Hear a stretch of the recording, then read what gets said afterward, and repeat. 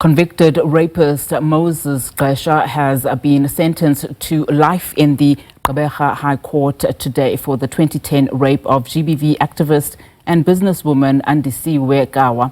Gqesha faces 12 charges, including kidnapping, robbery, theft, and multiple counts of rape. Despite his defense citing his poor health, difficult background, and minimal injuries to the victim, the court found no substantial grounds to reduce his sentence. Andisiwe reports for us. The wait for justice is finally over for businesswoman Andisiwe Kawa, who was brutally raped by one of the suspects that have now received sentencing. Well, Moses Gqesha has been sentenced to multiple life sentences, as well as a couple of sentences for robbery, theft, as well as the violence that he has caused. But right now, I'm going to speak to Miss Andy's daughter, just to find out how the family is receiving this news. A very good afternoon to you, ma'am. Hi, good afternoon. So I want to mention one of the things about sentencing is when you hear multiple life sentences, you may assume that the person will be in jail for the rest of their natural life. But one of the harsh realities of South African law is that the sentences run back to back. So in essence, the accused will be in jail for 25 years and then will be eligible for parole. So as much as we are relieved for hearing a life sentence, it is also very difficult knowing that we will have to go through the parole board.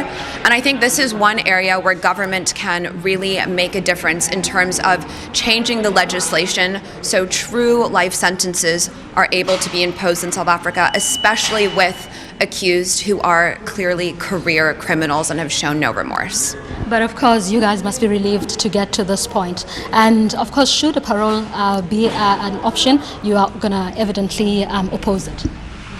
Yes, there is a sense of relief, but I think relief is a very different feeling from feeling justice. And yes, we would vehemently oppose any sort of parole.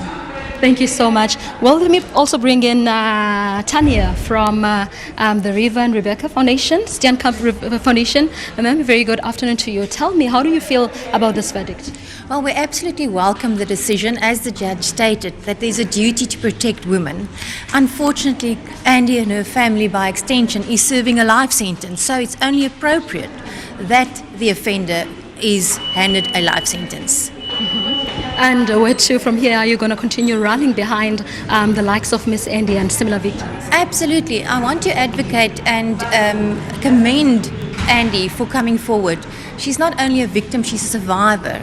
And what she has successfully done, she has taken off a rapist off the street. And that means she's protecting other women. So I know it's a difficult road. I know it's challenging. I know it's very emotional. It's distressing for the victim. But I want to call on victims, come forward. Go and lay a charge, because you might be protecting another woman from a similar experience. Thank you so much, Tanya. Well, some of the reasons that the judge had brought forward for his decision was that Gqesha showed absolutely no remorse during the sentencing, and instead during the pre-sentences stormed out of court and did not return to listen to the pre-sentencing arguments.